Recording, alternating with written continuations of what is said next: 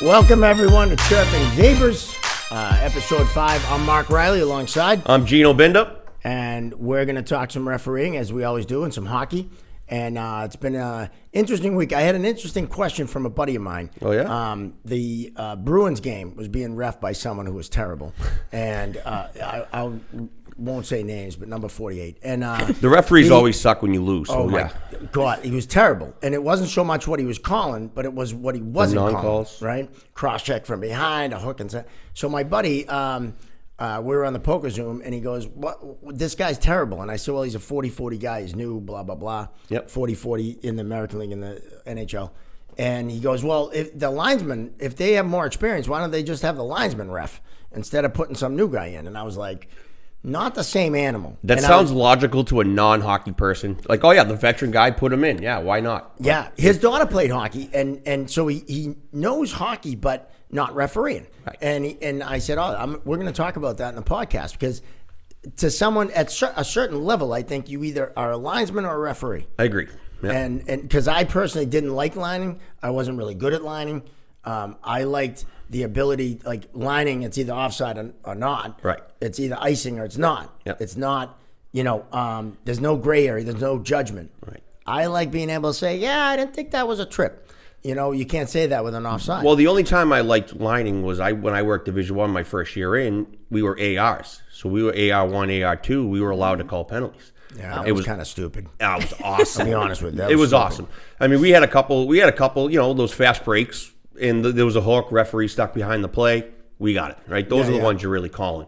But you're not making judgments on hits or anything like that. You're basically assisting the referee, but you have the ability to go up and assess a minor penalty. And now linesmen cannot do that. Like, right. You cannot go and say, hey, that was a rough, that was an elbow minor. Yeah. You can't do that anymore. A lot of people ask why, too. I mean, because minor penalties, there's judgments involved, right? Yep. And now you can open up a huge can of worms now if you got inexperienced linesmen out there telling you you're missing minor penalties. Oh, yeah. Right? You need to have a certain standard referee sets, and there's two of you out there, but one man system, you want to set that standard, and you can't have two linesmen, two different views, and it would muck it up. Well, and also, I mean, I think if especially even in the NHL now, some of the linesmen suck. Like the guy that was with this ref the other night, he was calling offsides from like the top of the circle, backing way in, didn't hold his line, and so, I mean, you like you said, you got some linesmen that,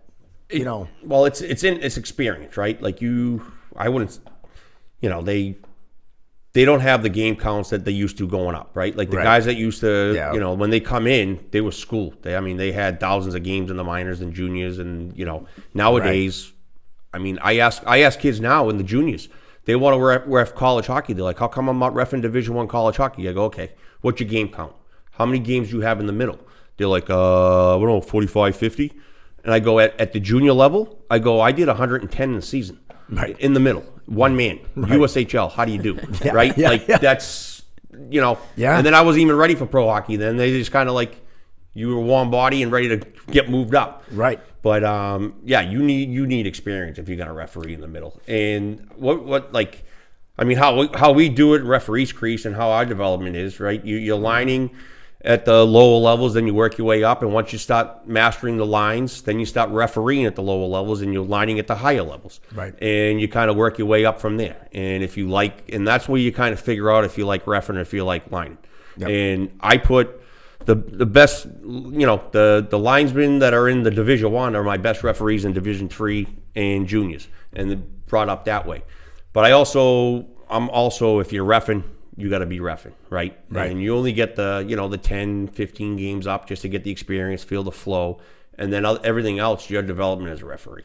And I think it's a great system because, like you always say, if you're lining a Division I game, you're really a referee out there. So you're watching the game as a referee, What do I always say?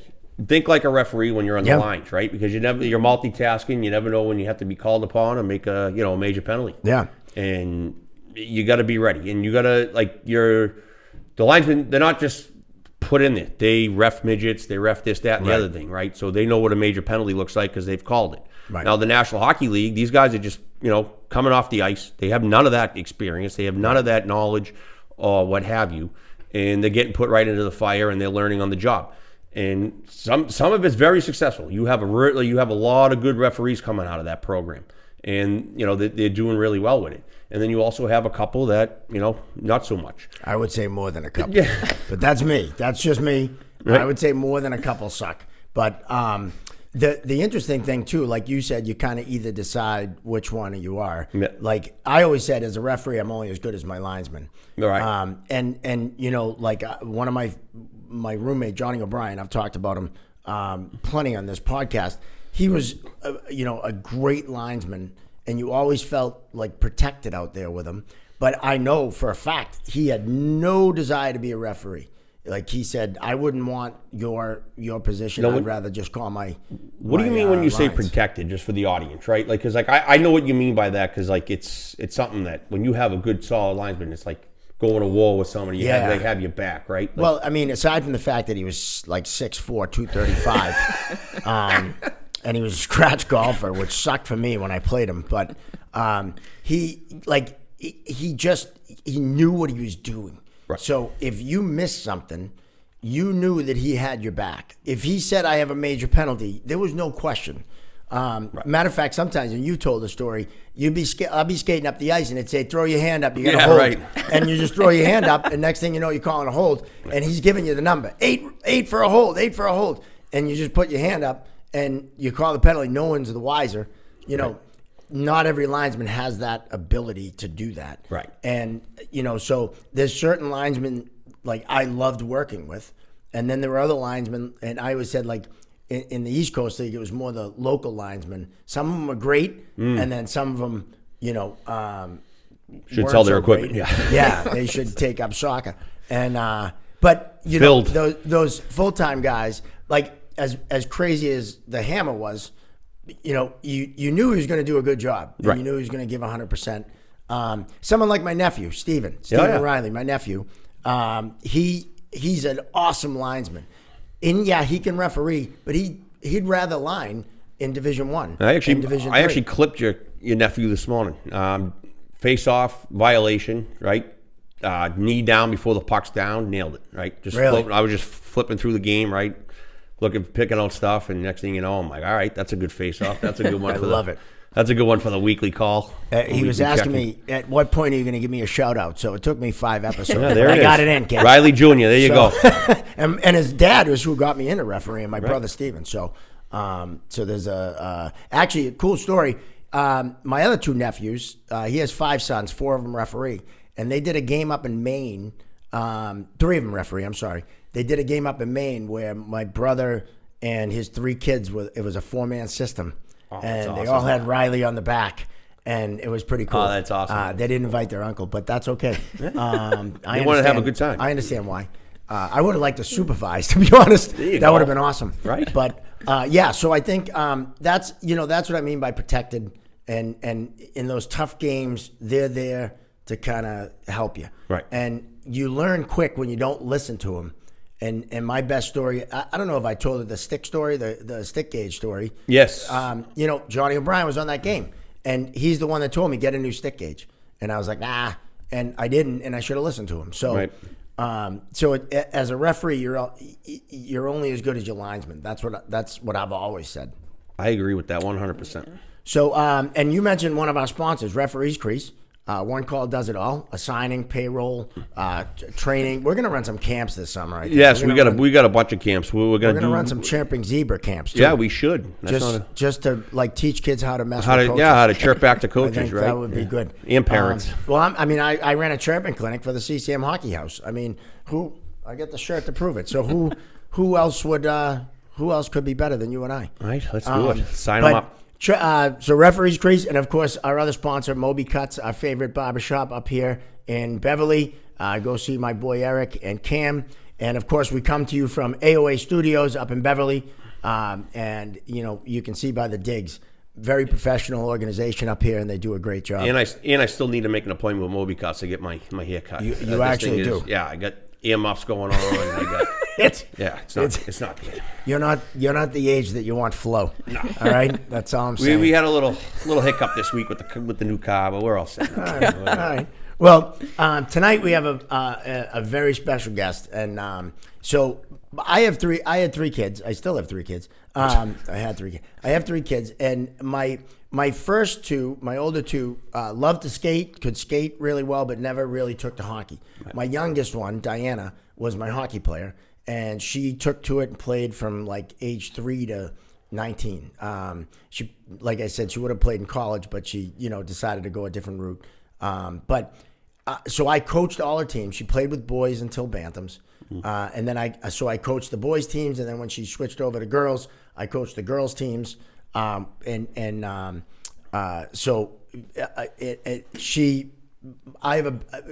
hockey it's a big thing to me. It's a big thing to you. You have a daughter. It's huge for me. Yeah, I got a daughter that plays U8 Terriers as a plug for the Terriers program. I also played for them, the 82 Terriers. It's phenomenal for women's hockey. It's grown. I mean, you see it exploding in Massachusetts. Oh, yeah. I mean, we just had the bean pot this week for women's hockey. First time ever at the Garden. It was a great showing for women's hockey. I mean, they packed the place in. Was it over 10,000 people? And that's a good lead into our guest. But I will say, before I introduce our guest, I coach boys hockey and girls hockey, both at a high level. Girls U19 for the Islanders. There's a plug for Stephanie, and Stephanie Wood, who runs the Islanders, and is also she's assistant coach at Merrimack. Yep. And we'll get her on too. But and I coached their academy boys JV. Coached with Luke Galvin, the junior team on the old ECAC. I will say unequivocally, I would rather coach girls than boys. Because girls listen and boys tend not to. You tell a girl, stop behind the net and then assess and then make the play. Next shift, they do it. Boys, the 10th time they do it and go, hey, coach, that worked. Yeah, they're very coachable. I see it now with the 8-year-old. It's unbelievable. Yeah. And I'm screwed. I have a goalie, and she likes it. And done. She doesn't. Yeah, she doesn't have no desire to play out. Even when she's played out, she just skates around the perimeter. No desire to get the puck. Yeah. Well, phenomenal skater though. This podcast better take off because you either that or we need to get a goalie equipment sponsor in here. Yeah, right. You're screwed. Oh yeah. But our guest tonight, you mentioned the Beanpot this year, first one at the Garden. Yep. She actually did the championship game of the Beanpot, and not only that, she works for the American Hockey League, and she was one of the first women to work an NHL level event down in Nashville, and also. She played at Princeton and also was on the Boston Pride as a professional hockey player. So we want to welcome our guest, Kelly Cooke, to Chirping Zebras. Welcome, Kelly. Thank you. Welcome, Thanks for Kelly. having me, guys. Yeah, thanks for being here. Yeah, no. Now, we always like to get to know, so you played at a very high level. But how did you get into refereeing? Yeah, so my uncle is actually out in Vail, Colorado. So he started reffing. He ran a bunch of the refs out there. And when I was 12, he kind of asked my brother and me if we wanted to start doing it. And obviously, I wanted to do everything my older brother did. So followed him into hockey. I followed him into reffing. And I've been reffing ever since. It's, the perfect part-time job for middle school or high schooler. And I kept doing it when I was in college on our day off. So it was perfect for me. And I love being in the rink. So it was kind of, a way to spend extra time in the rink as well. That's awesome. That is awesome.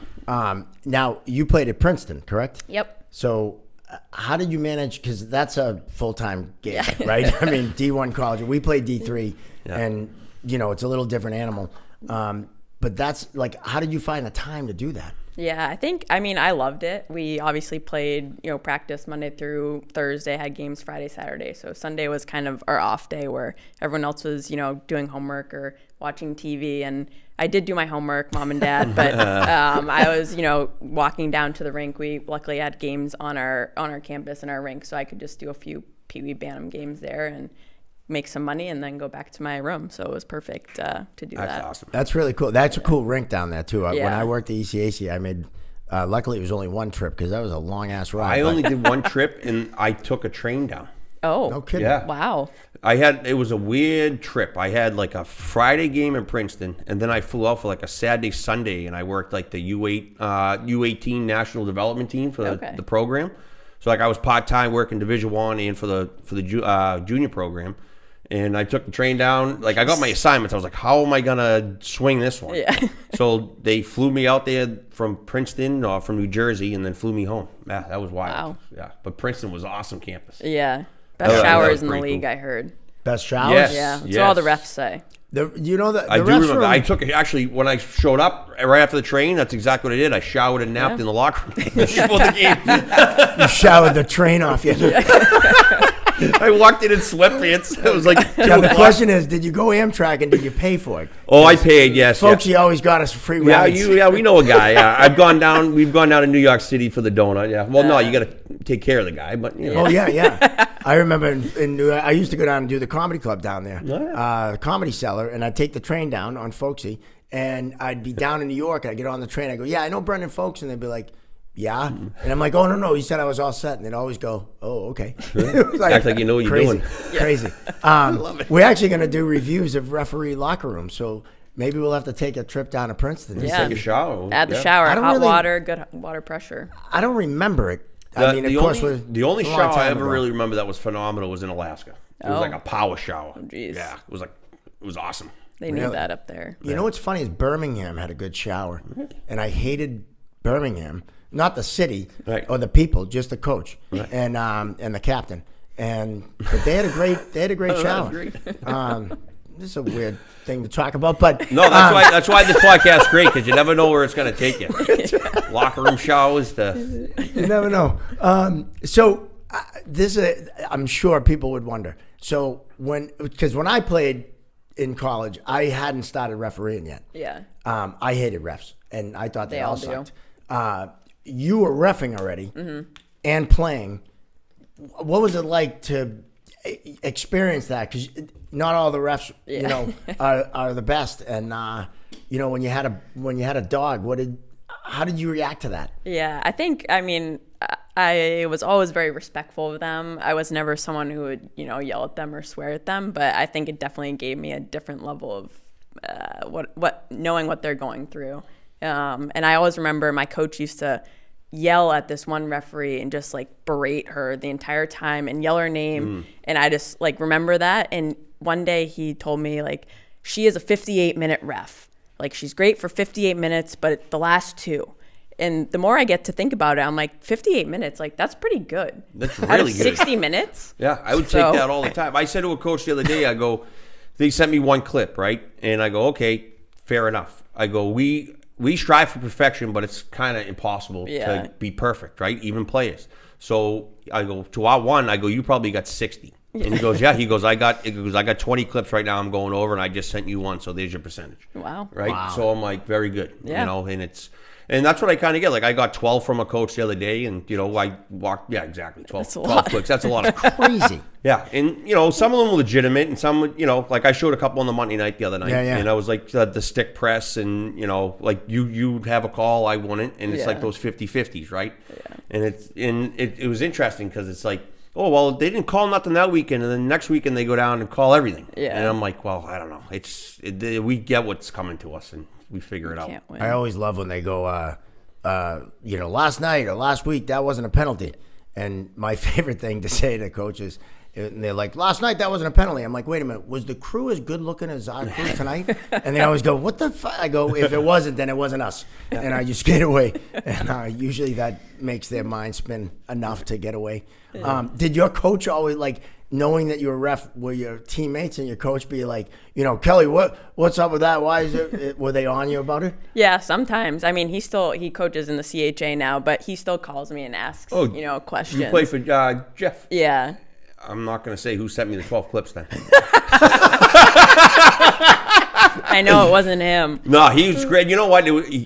Honestly, I'm going to be dead honest. Every single conversation I've had with a coach this season has been great. It hasn't been like toxic. It's been very, very, very good. And it's kind of refreshing because, I think the open line of communication is huge because then they know what to expect. A coach, referees' thought process in situations and why we call things and do certain things and why we let things go in certain situations, right?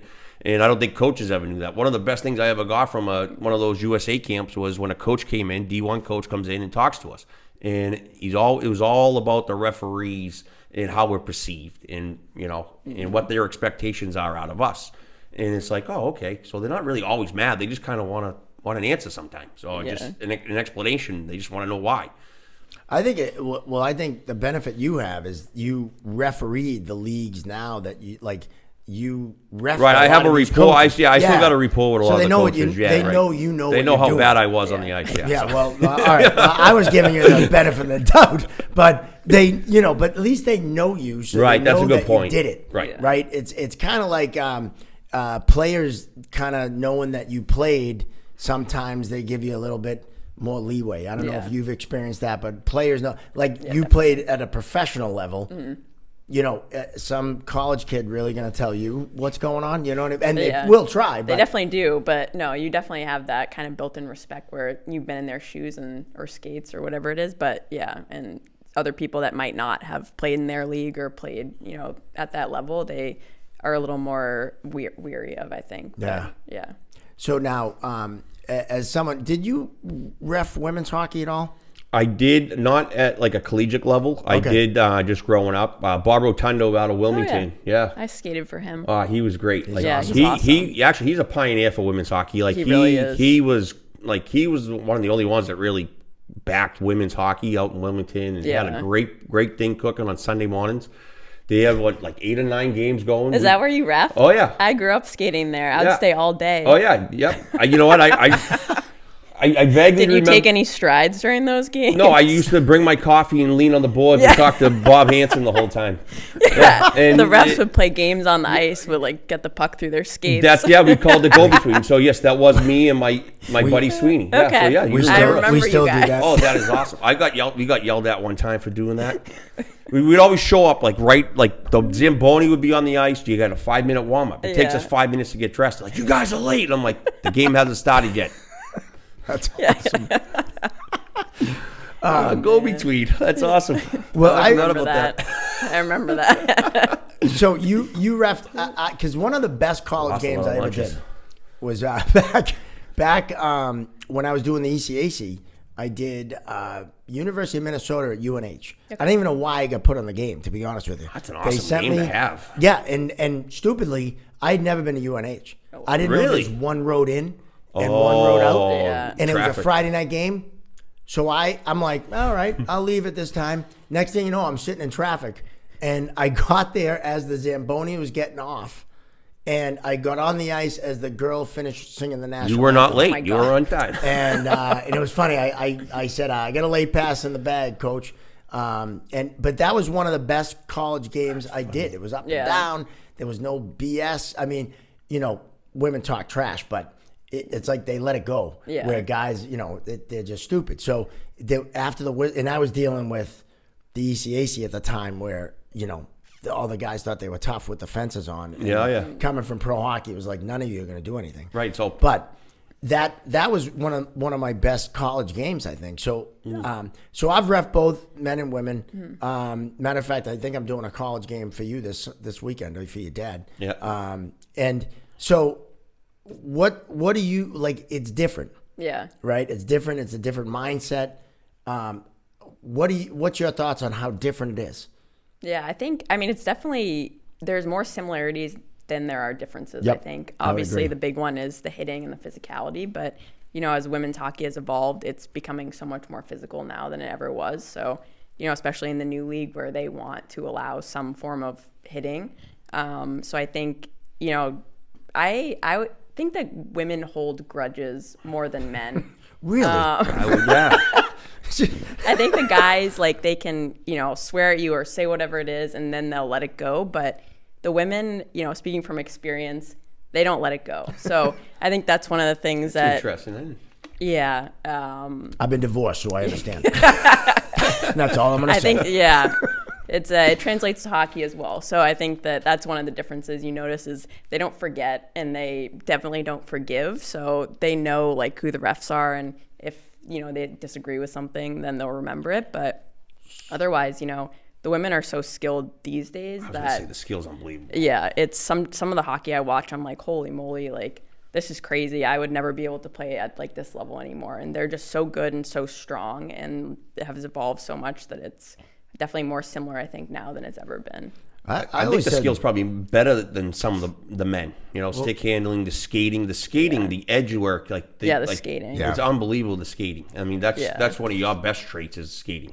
Watching you the other night at the Garden was just, it was awesome. Just watch you work the building, skating, get sight lines, and fighting for sight lines. Yeah. People don't fight for sight lines, right? They think just they stay flat footed, and you got to move your feet. You got to, you can't stall. You got to get there. Skating's so important. Yeah, I was going to bring up something else. Well, sorry. Hold that thought. No. Do you think hitting should be in women's hockey? I was going there. Yeah, great question.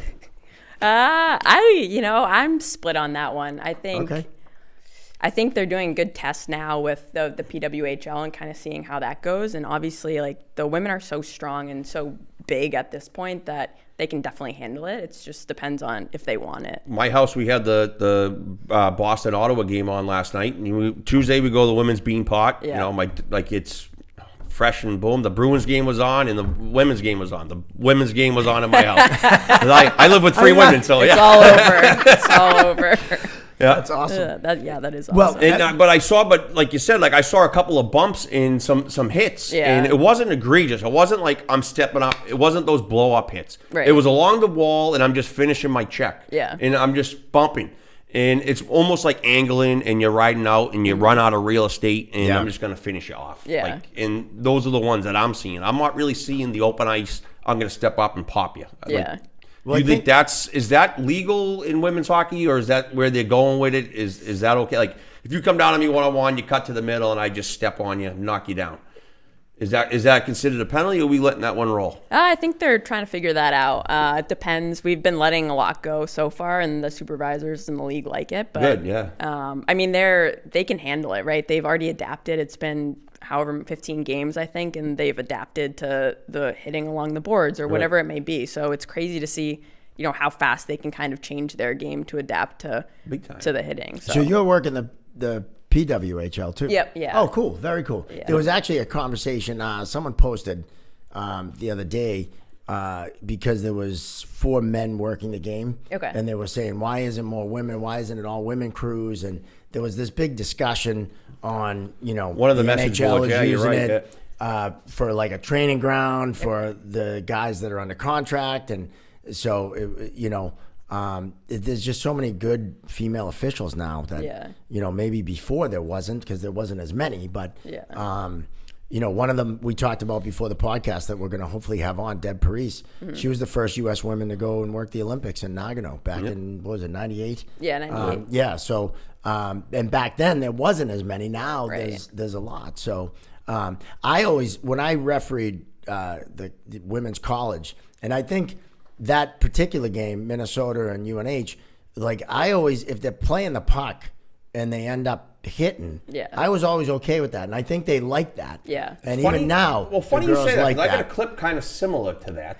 Oh yeah, well no, you know what? She's playing the puck here. I'm telling you right now. Let's play the clip. I say it's a penalty. You say it's not. We'll play the clip, and we'll get Kelly's opinion on it, and see. And if you listen, and basically a girl carrying the puck, she goes to dump it in, and she gets lit up. Right. I've watched this 1,000 times.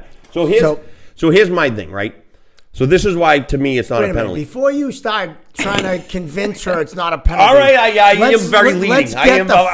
All right, can we see it one more time? Yes, we're gonna gut reaction first, and then we'll argue our points. All right? Basically, the girl carrying the puck goes down pretty hard. And because if you're listening, you can't see this, but trust me when I say it's a hit. What do you think? Right there, she's going for the puck, right?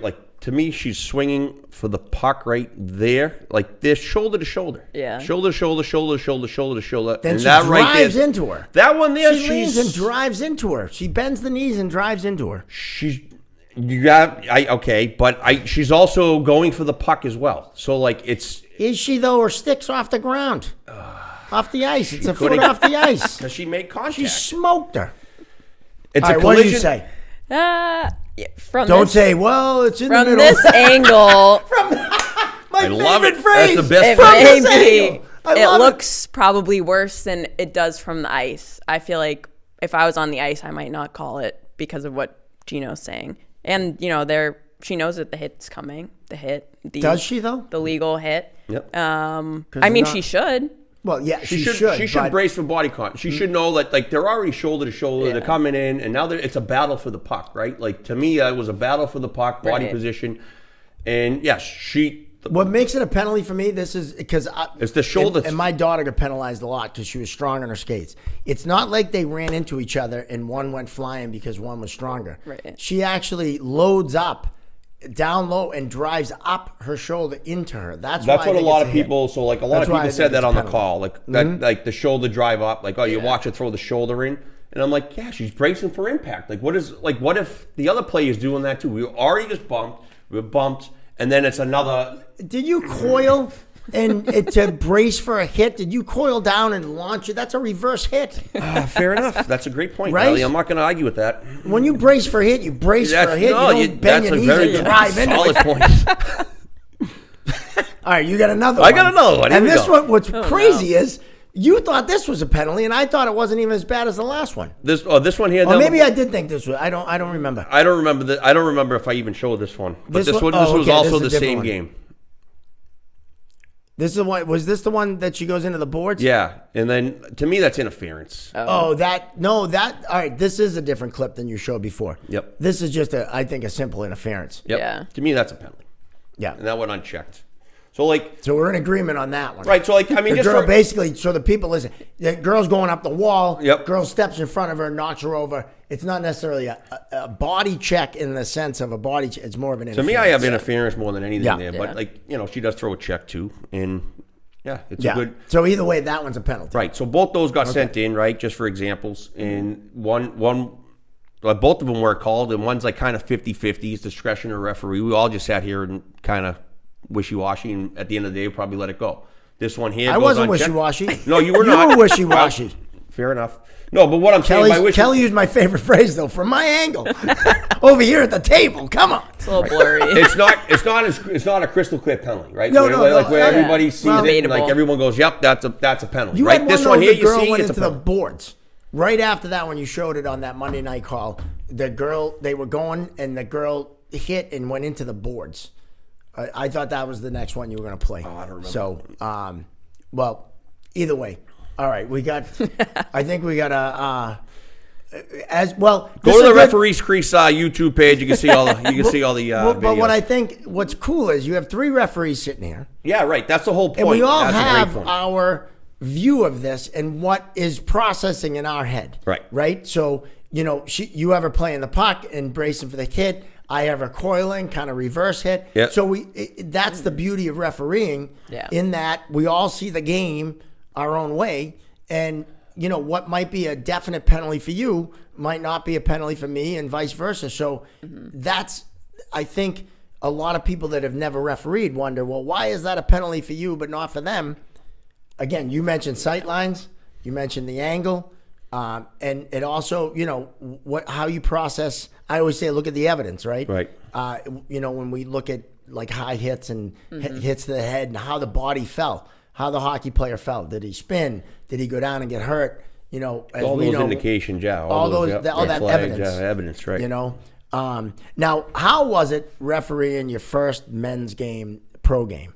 Was it the NHL camp that you did, or was it the AHL? Yeah, it was the NHL camp. So I think it was 2018. They sent 4 women to those camps for the first time. That's awesome. So I was down in Nashville, and it was my first time doing adult men's hockey. I'd done, boys hockey and stuff, but had you done men's college by that? No. Okay. No, cool. I hadn't. So it was, it was definitely unexpected, and obviously, they asked us and jumped at the opportunity. But it was, I had amazing partners and guys that were working in the American League, so very supported. But it was crazy. I loved the physicality. Obviously, the speed was something that I felt comfortable with, but it was definitely new to kind of be part of that. And they're fighting for spots in the NHL roster, so it was very intense, but it was awesome. No, go ahead. No, I was going to say, what was the biggest difference?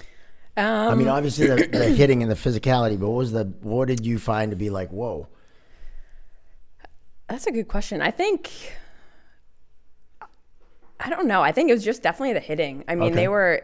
it was easier in the sense that like they're so good that you know what they're going to do and they actually do it. Well, I was going to ask something kind of a little different. Like every time anybody asks me, oh, you were at the Coast League, you were at the American League, like what was the difference in the play and the style? Yeah. And I always say like the speed and skill was always the difference, right? Like the East Coast League is here and then the American League was here, right? Like I felt the first line in the East Coast League, they all could play in the third and fourth line in the American League. Yeah. Same deal with the AHL. Those first, second, third liners would be fourth liners in the NHL. And then all those NHL referees used to always tell me, you like the American League's here, the NHL is like there. Like that's like how much of a jump, speed, pressure, the skill, the holding, the atmosphere, like you said it earlier, right? Just being in a big crowd and atmosphere is intimidating a little bit, right? And it's always that, like, what was the difference compared for you and doing women's hockey to the American League? Like the skill, speed, fitness, all that. It's definitely, faster. Yeah. They are so much bigger, but it was, the speed I felt, comfortable with. It was more just like the physicality and the unpredictability. And obviously, my first American League game was out in Utica, and it was their opening night. They were playing Rochester, who nobody told me that was their biggest rival. I was going to say that was going to be bloodfest, yeah. Yep, and they, didn't warn me or anything, and we get there, and it's just like a massacre right off the bat. And I'm like, is this what every game is like? But they said no, and I didn't know to believe them, but they're just like brawls at every whistle, and I was like, this is crazy. Yeah, those nights are long nights. So you get some nights where you just like, I'm in it. You can call 1,000 penalties, they're not going to do anything. It's just they're just going to continue to be, tough on you all night. And then like there's games you call 2 hooks at a hole, you get out of there. Those are nice ones, right? That was my second game. Yeah, Wednesday night afternoons, like Wednesday afternoons, Sunday skate. Yeah, those are good. Yeah, it's crazy. So like how do you establish yourself right away as a woman in a man's game in the sense of the AHL game? Not that hockey's a man's game. Don't write letters. I'm a huge proponent, as I've said. A lot of comedians have been getting canceled lately, so be careful. I want to be, you know what? I want to be that famous that people give a shit what I say in order to cancel me, okay? My goal is to get canceled and pay $1 million in taxes. That's my goal. There you go. But I digress. As a woman, guys are stupid. So how did you kind of establish yourself and say, hey, you know what? I'm a referee just like anyone else. Yeah. I think, Was that difficult? Honestly, they were like really respectful. There were a handful of them that came up and, said congrats throughout the game. And That's I awesome. was, it was amazing and really humbling. And I think just, making sure that you are doing your job and you're standing out by not standing out. And, obviously I'm very small compared to them and just small in general compared to the women. But you have presence on the ice, though. Like you have presence. You might be small, but there's small NHL referees, and those guys all have presence. Kyle Raymond, like he has presence. Well, Kerry Frazier. Kerry Frazier is a perfect example. He was 5'0", and he had more presence than anyone. And what's the X factor? The skating ability, right? Well, the hair for him. It was definitely the hair for him. But I can relate. I like a good set of lettuce. But I put a hat on.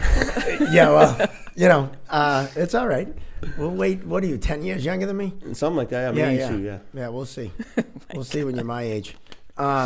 Anyway. If I have let's go back to showers. No, kidding.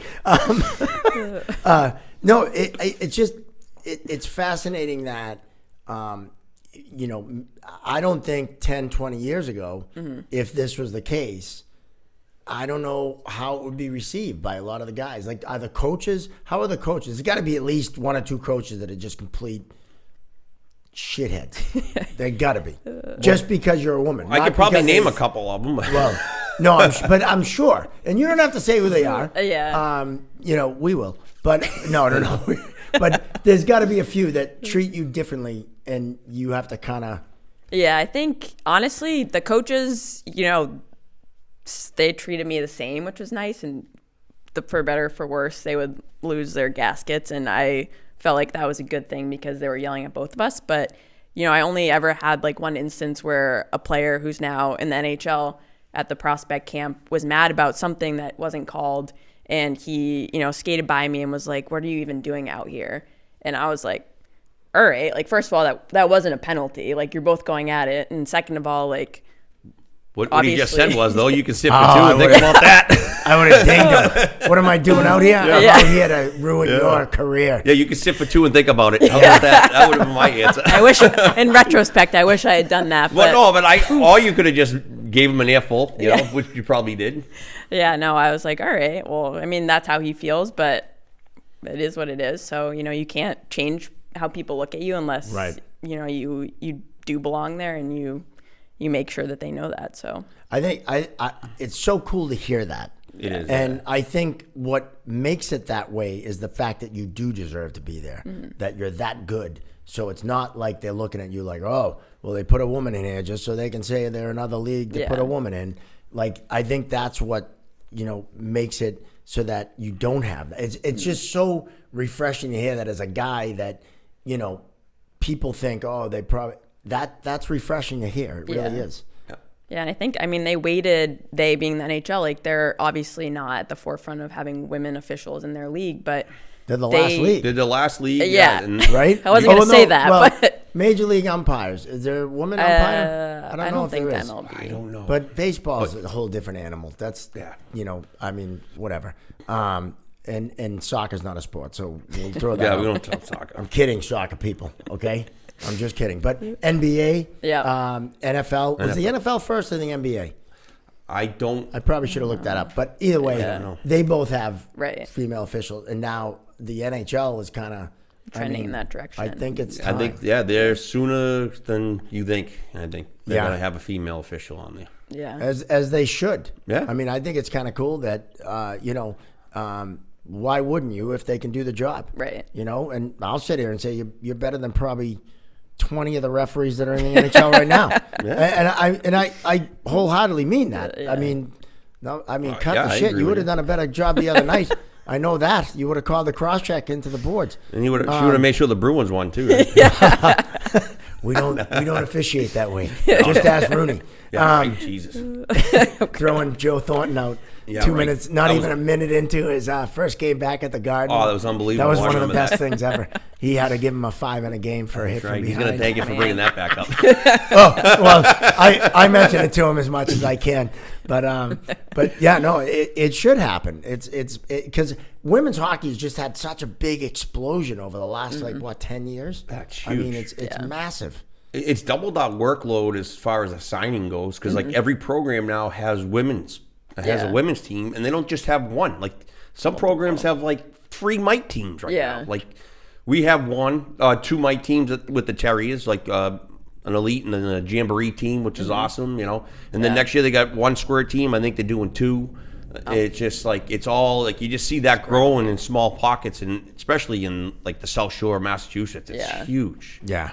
And it's something that I think it's only going to get bigger and bigger and bigger.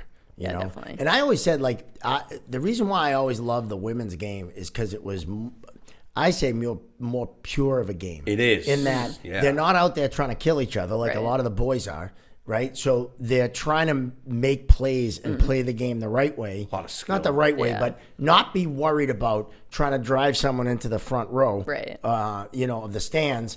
They're trying to make plays and score goals, so it was more of a pure game. Do you find that to be the case? I don't want to say it's more skilled, but I think the women need to have more technical. Yeah, like a greater foundation, like you were talking about the skating. Like the way that they score goals is they're great skaters, or they have more stick skills or whatever it is, but they don't have to worry about the hitting or bracing for impact, like you said. So they kind of are able to hone those skills and then showcase them. Like when they're cutting through the middle, they don't have to pick their head up and get smoked, right? By some like 6'2" defenseman coming over ready to take your head off. Like, like in women's hockey, it's like the perfect example of body checking. It's the purpose of separating the body from the puck, right? It's not putting them in the third row. It's just like a lot of those angling clips.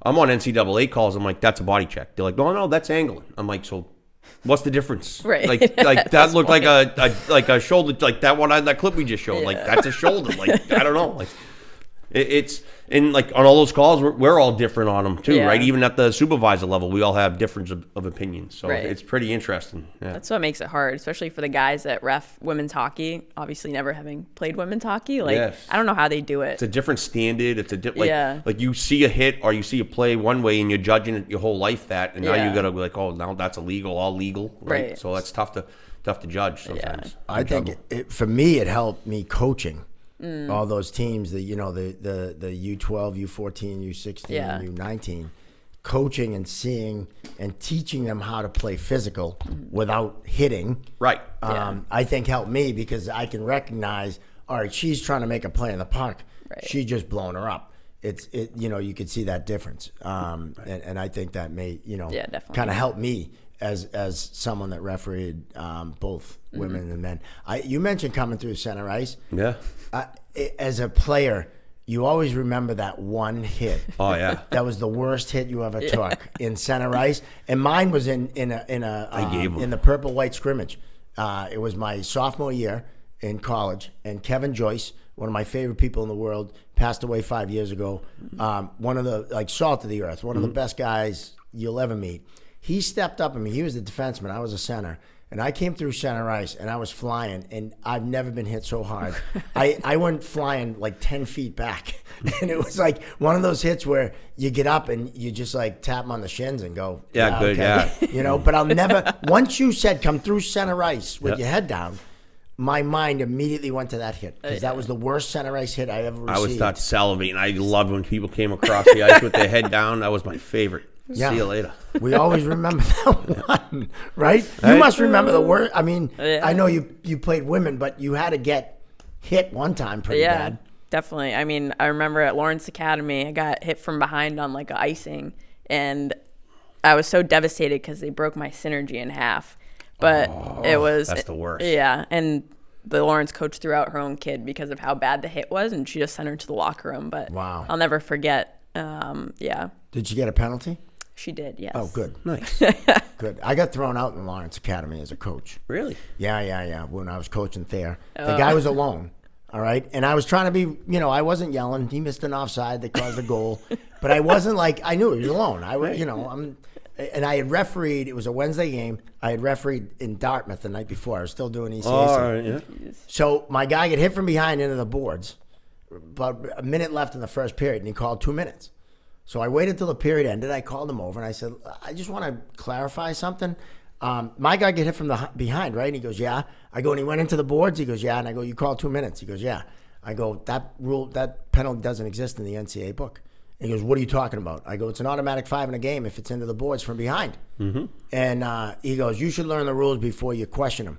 I said, you should learn the rules before you ref them. Yeah. And he goes, why don't you put your shirt on? You want to come out and put the shirt on? I go, I had it on last night in Dartmouth. I'd love to. Yeah, right. And he pulled the old, one more word out of you. I said, listen, all I want you to do is, after the game, just look it up in the book.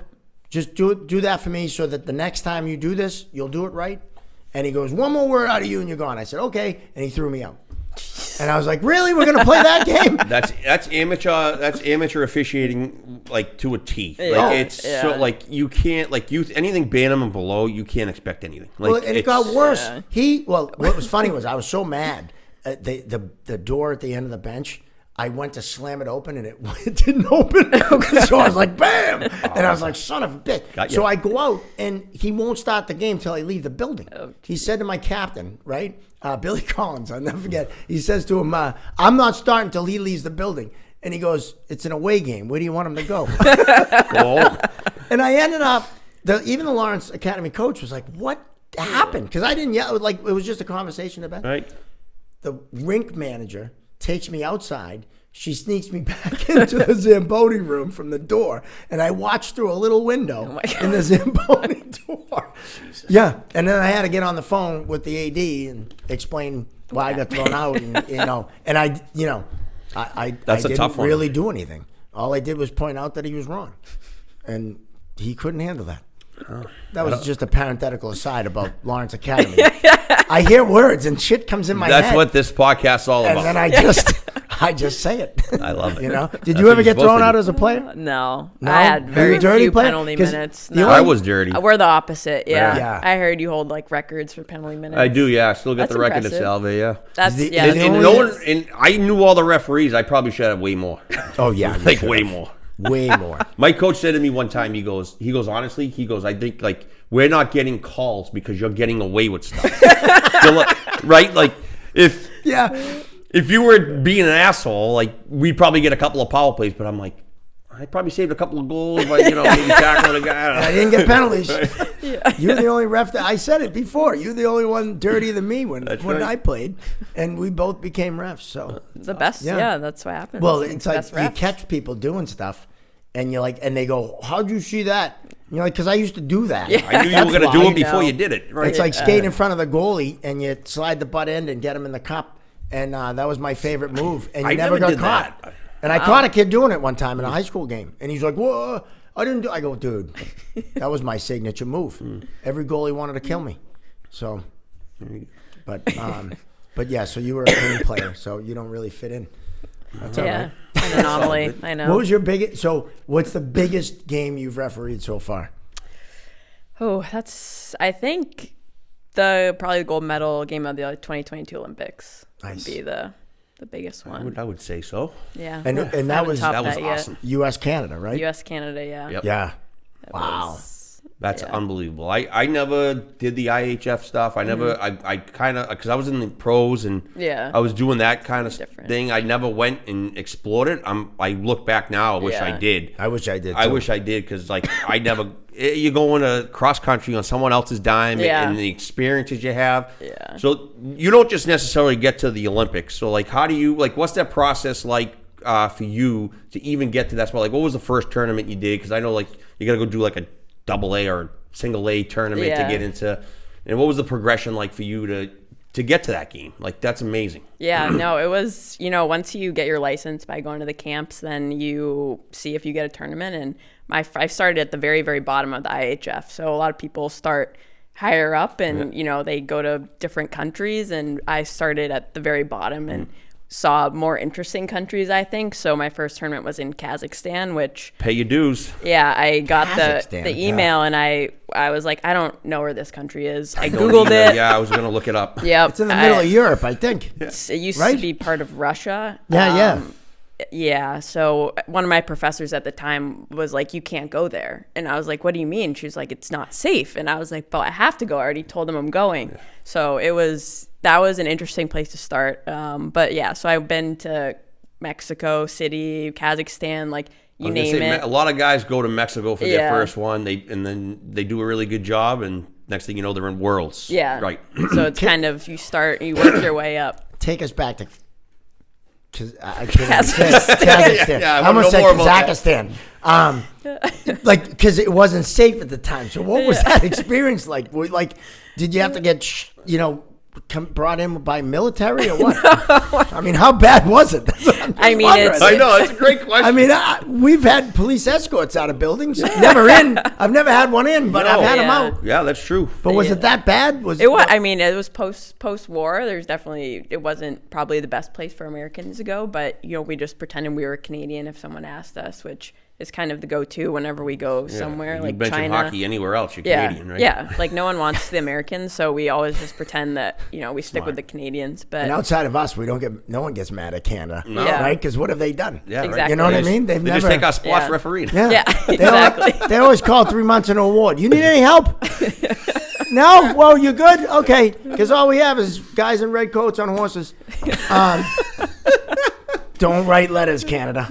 All right? Just calm down. It's America's hat. Okay. All right. So it wasn't as bad as the professor. Because hearing that, I was thinking like military all day because that'd be kind of scary. Yeah, no kidding. No, I mean, you can't leave your hotel and stuff, but it was okay. Yeah. Cool. It was definitely, interesting. Awesome. Now, the Olympic experience, obviously, I can't even fathom what that's like. Yeah. Right? So were you able to kind of take in the thing and go to other events, or was it just get business to the rink? only. Yeah, was it strictly business?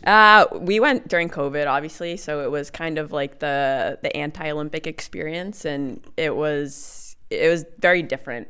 We didn't get to go to any other events. We basically could go to the hotel or the rink. So we watched like all the men's games and all the women's games, but we couldn't see any other events. So that was a little disappointing, but obviously we love hockey, so it's fine to be able to watch just hockey. But yeah, the experience overall was amazing, and seeing, those athletes in firsthand and, being part of that experience in that moment for them is something that obviously I'll never forget.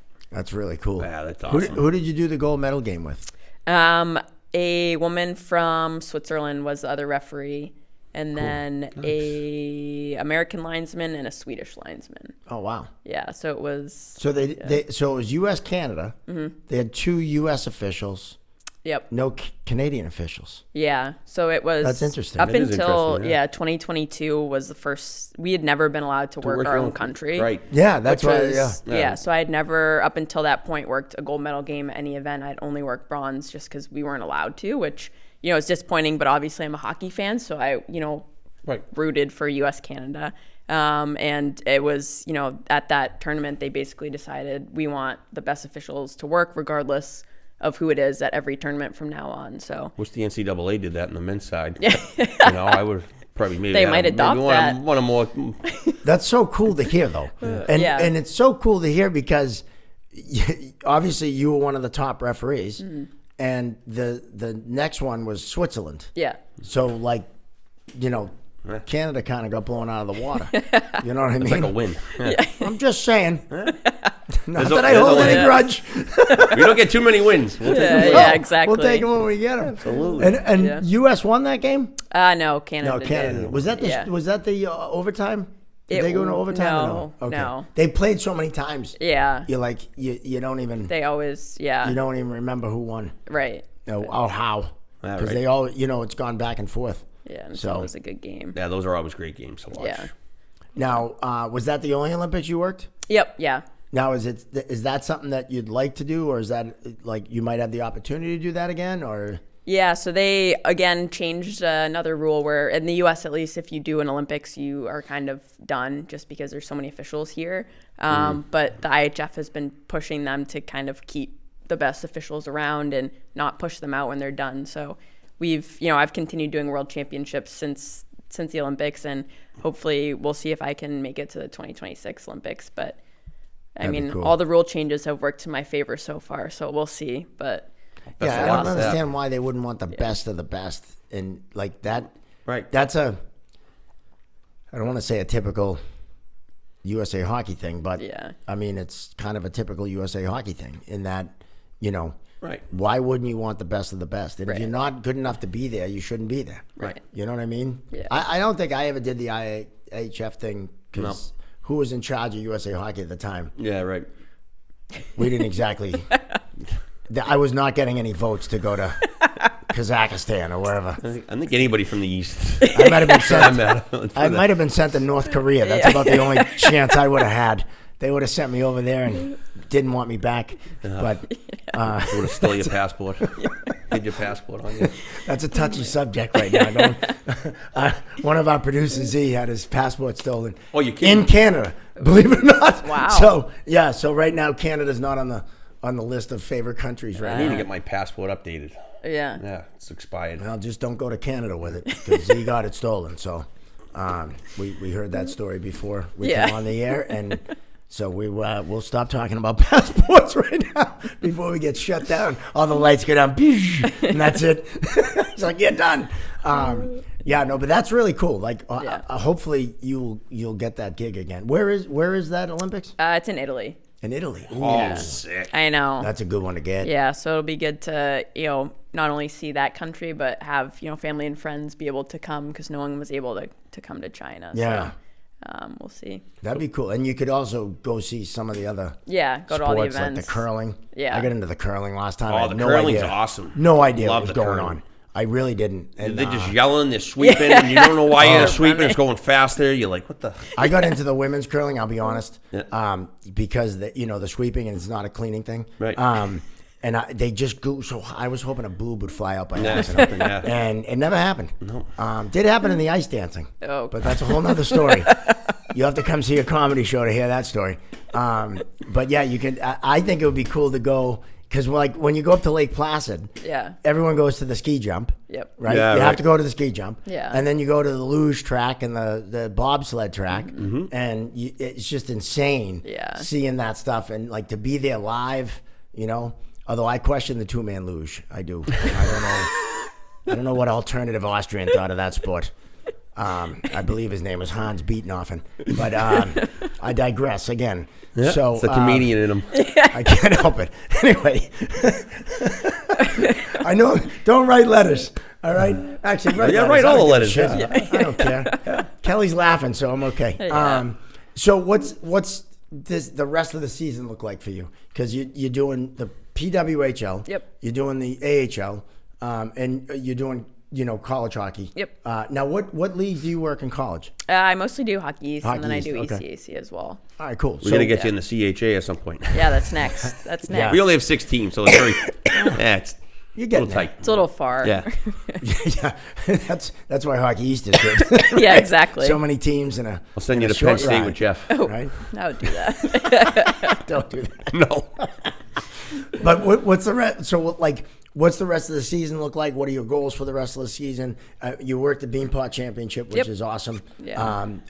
I guess I'm the only one at the table that didn't. I hope she works the Hockey East and the National Championship. Well, and there you then go. yeah, I hope because you're the so. only one that's ever done that. Well, in the same building. There's plenty the of same people. building. Yeah, I'm pretty sure a handful of guys have done it. Worked Beanpot finals and see. I think Ryan Hershey might have done it. I don't know if there's all. But Yeah, but all in the garden. yeah, all in your it was all backyard. in Boston. Like all 3 of those games were in the garden. Like that was Crazy. That's not going to happen. awesome. Again. Yeah. That's not going to happen. No, it's not. Well, all in the same rink. I mean, Yeah. Then they're going to It's comment gotta- below every podcast I've mentioned it. So yeah, here we go.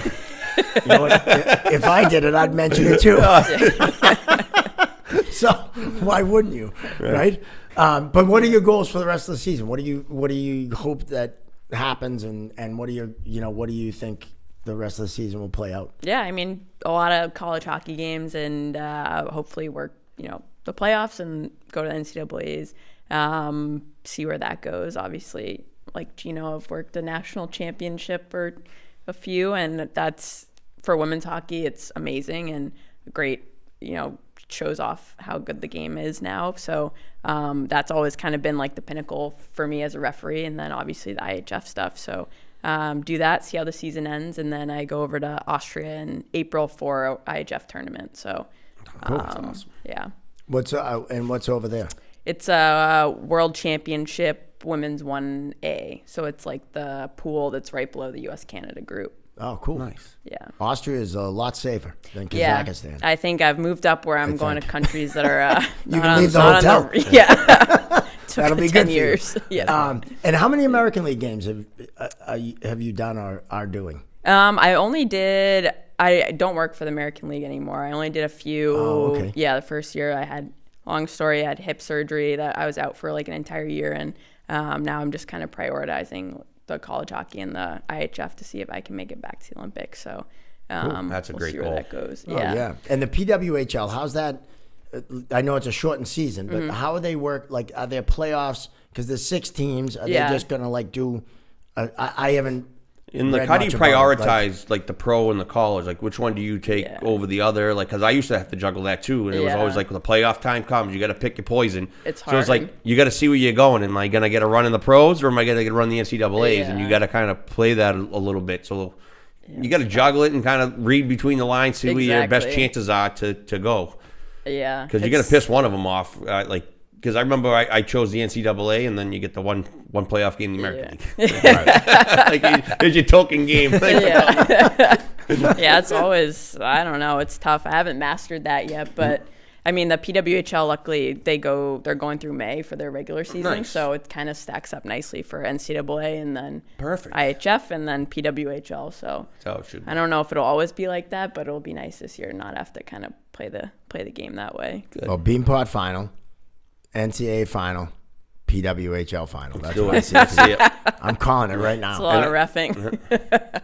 You had hip surgery? Yeah. And that's like, I mean, for someone, I've had 10 surgeries over the years. I've only had Wow. 3 in the back, both knees. I think my other knee needs to get done, yeah. Yeah, well, my left knee is probably, I'm going to have to get like one of those polymer like knees the or something. fake one? Yeah, you should do it now. Well, I'm kind of holding off because I'm not. Well, finish your games first. Make sure you cover your games. And then, Your dad hates getting don't get any games like, I back. booked a comedy show. Of course you did. And then he always says, you're funny. And but we heard that on the last episode. It's for someone who's gone through an injury and had to come back. It's not easy. Like you get to that point where you're like, is this worth it? You know, like, why am I putting myself through this? But then, you know, that love kicks in and you're like, I'm doing it. Yeah, no, it's so that must have been tough. Yeah, it was. I mean, I tore my labrum with like a year and a half to go before the Olympics, and I knew the recovery time is like 10 months. So I basically had to figure out, you know, I wasn't ready. I wasn't going to give up my chance at going to the Olympics. So I held off, and then I scheduled surgery for when I got home. But it obviously wasn't, you know, the easiest. And you know, set a goal and you try to achieve it. So, but yeah, I mean, as a player, I never had concussions, cuts, like things like that, but I never had surgery. So now that I'm older, I feel like things are falling apart. So it was, you know, the longest older. Now that I've stopped playing and, you know, you don't have the doctors at every corner. Yeah, that's true. It's Yeah. less convenient. So yeah. That makes a difference. So my daughter's 8 years old, and she said to her coach, she goes, when I'm 14, I'm going to quit playing and referee. Wow. And then I told her you could do both. So she goes, okay, I'll do both. So now she figures that out. But for, you know, all the young ladies out there, and I always talk to like a lot of people, and the biggest thing is they don't want to yell at their parents or what have you. Like, what can you say to young females or even males or anybody interested in refereeing? Like, what kind of advice would you give them if they want to start out like and pursue it? Yeah, I'd say definitely, you know, find someone to be your mentor. Yes, I mean, there's so many resources, and there's so many of us women kind of, you know, at nearing the end of our careers, we are looking to give back. And, you know, I'll do high school games. I still do youth games because I want to find, you know, the younger girls that want to do it. And there aren't that many, but we're out here, and there's a bunch of us at this age that are trying to give back. And there's a lot of yous that do. And like I see it in my system, you know, a lot of girls that do in college on Saturday night, and then they're out skating with, you know, on Sundays with the new female, and just for that next generation. And we need it. And we love it. And, you know, honestly, like, I didn't have that growing up. You know, girls hockey wasn't really that much of a thing, and female referees were non-existent. So us being able to give back as kind of the first group is awesome. And you guys do a great job of, you know, letting us try to give back and, you know, setting up those resources for the new ref. So we're always happy to do that. Oh, that's awesome. Yeah. That's very cool. Yeah. Maybe you can do Gino's daughter's first game with her. Yeah, when she hits the age that she's allowed to do it. Yeah. 14? Yeah, you're gonna be 14 now in Mass. Yeah. I was 11 when I first started. Before the labor laws. Before the labor laws, yeah. Were there really labor laws in Southie? No, there wasn't. In Southie with your dad? No, yeah, there were unwritten rules. We had Southie rules. Southie rules, there's a lot of there's plenty of those. We don't want to get into that, though, right? Oh, we can. We're going to wrap it up soon because we're about that time. But I got to know. So you've worked with both female and male officials. Who do you like to work with more? Who's easier to work with? Great question. I don't know. I don't know if I can answer that. It depends. Depends on obviously it depends on the person, because we all have people that we like working with, and then we all have people that we don't like working with. Let's be honest. Yep. And if you're wondering, that's another question I've got. Do you like everyone you work with? Of course not. You know, you like them as a person. Right. They might be a good guy or a good gal, but as a referee, they might suck, and it's tough. It like is when tough. you're out there with someone who's not good, and you don't want to run them under the bus to the coach. but you also can't impugn your own integrity with the coach and say, "Oh no, that was a penalty." Yeah. You know, I always say my thing is, I'll talk to him. Yeah. That's what I say when they, like, how can he call it? I'll talk to him. Yeah, he had a different sight line than me. I don't know. Yeah, you know, and then I always go over, like, at the whistle, I go, I told him I'd talk to you. Yeah. I just nod your head, yeah. And, all right, we're good. Yeah. Hey, we didn't want to go afterwards. I like that. All right, I won't put you on the spot. I won't put you on the spot to name your favorite, but that's really cool. And it's been awesome. I mean, this is having me, phenomenal. guys. Absolutely, yes. It's cool to because women's hockey is such a big thing, right? And it's exploding, but also along with that, female officials. Yep. And there's a lot more, and there's a lot more opportunity now. Absolutely. With the pro league and everything. So it's really cool to have you on and talk about this stuff. Yep. Now, we are chirping zebras, and chirps are one of our favorite things. What's your best chirp that you've heard to you? Oh, God. And what's your best comeback that you've had? Do you have any? Oh, I'm terrible. It's actually embarrassing. I'm so bad.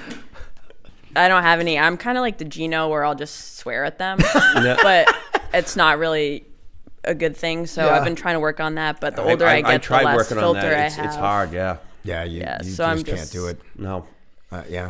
It's one of my pet peeve is swearing. Like I was taught by Andy Van Helm on never swear. Yeah. Don't open the door, because then once you do. But I always like complimenting coaches in their shirt tie combo. That's what I always, when they really gave it to me. Yeah. I think it was the guy from Cornell. I forget whatever team it was. The Big Red. Scott and Todd Whittemore were on the game with me, and I ended up falling down in front of the bench, and I'm climbing back up, and the guy's just feeding me, telling me how much I suck, and I just look up and I go, "Do you realize you have the best hair in this whole league as a coach?" That was the RPI coach, yes. RPI. That was the RPI coach. Yes, I definitely. said, you have the best hair of any coach in this league. It's like he showed up in a convertible. Yeah. and he had no idea what to say. I completely forgot why he was pissed at me. So I always throw that one. Sometimes. Or when they tell you suck, that's really a shame, coach. I was just going to compliment you on your shirt tie combo tonight. And then they look at you like, what the Yeah, what do you... So... Yeah. I can teach you some things. I need, I'm a certified chirping clinic instructor, and I have the video to prove it. We've talked about it. Yeah. Look, watch out for the reels. We'll do some chirping reels. Yes, please. Yeah, we got some good stuff. We'll have to get you involved with some reels. It'll be good. I think so. Yeah. All right. Well, we want to thank our sponsors. We'll thank Kelly Cooke for having me. Thanks, Kelly. Thank you. And you'll definitely see her in a rink, and doing all kinds of games. We want to thank our sponsors. Moby Cuts, our favorite barbershop up here in Beverly. Actually, our favorite barbershop no matter where you go. How's that? I say in Beverly. I shouldn't say it like that, because that kind of sounds like, it's a, what do they call that, a backhanded compliment or something like that? Sure. I don't know. I'm just talking shit now. So, our favorite barbershop, period, Moby Cuts. It's in Beverly. So we're working on our ad reads. Yeah, well, we only have 2. If you're out there and want to sponsor and maybe help me out, you can do that. And Referees Crease, of course, our other sponsor, who helps us out. And AOA Studios, the boys up here, Cam, Z, Mike, our producer Josh, who runs our social media, everyone on board. Chirping Zebras, every Monday, come join us and learn about this crazy world of hockey refereeing. Maybe have a laugh. A big shout out to women's hockey. Yep, and if you see us in a rink, definitely say hi, because when we get recognized, it's kind of cool. Yeah, doesn't happen all that often. 2 kids recognized me from the CCM Hockey House. I was shopping a couple weeks ago. Wow. They were like, "You're the guy from the CCM Hockey House, chirping guy." I'm like, "Yeah," and I took it. I don't care. Well, you had the shirt on, so everybody knew who you were. I had this shirt. No, I didn't. I was walking my 2 Yorkies through Legacy Place, all right? And I was hoping, someone else might notice, but it was 2 12-year-old boys. So, I got to be more specific sometimes with my thoughts. Right on. Anyway, thanks for joining us on Chirping Zebras. We'll see you next time right here on YouTube. Oh, subscribe. Like and subscribe. And share. And share. Like our social medias. We're on all the social medias. We're on the TikTok. We're on the Instagram. We're on the Facebook. We're on the YouTube. I know. Everyone's laughing at me. I'm old. I say the TikTok. We're on all of them. Mark Riley Comedy as well. Follow me as a comedian. Come see a show. But like and subscribe on the YouTube.